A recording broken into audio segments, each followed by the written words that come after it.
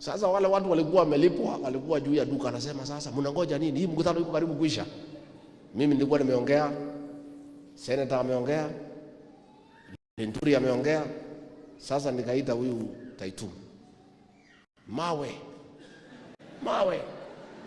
Sasa wale askari nilikuwa nimepewa na hiyo watu.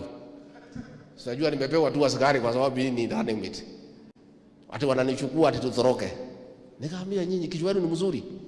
Sisi watu ya Mlima Kenya, watoto ya Mau, tutoroke ati kwa sababu iko mawe. Sisi tulipigana na mzungu akiwa na guruneti, akiwa na bomu, akiwa na buduki, akiwa na ndege. Sisi nikapanga na uaminifu wetu. Sisi tukaendelea mkutano. Mawe anapigwa. Nikaita UCS. Wewe UCS ananizungusha tu.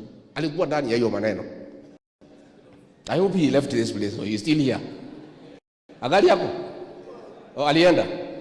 Alikuwa ndani ya hiyo maneno. Sasa mimi nikamwambia huyo Taitumu, ndugu yangu, Mambo, nataka unisaidie. Huyu mtu ametuaibisha na kutupiga mawe, na sisi ni wazee ya jamii, watu ya kuheshimika. Mimi nitakuwa naibu wa rais. Mimi ni mtu ya Mlima Kenya.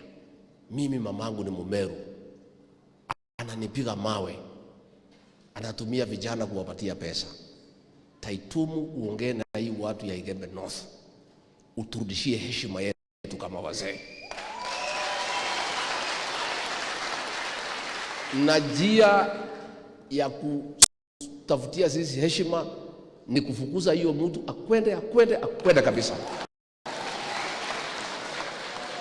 Ilikuwa imefanyika pia pale Kieni.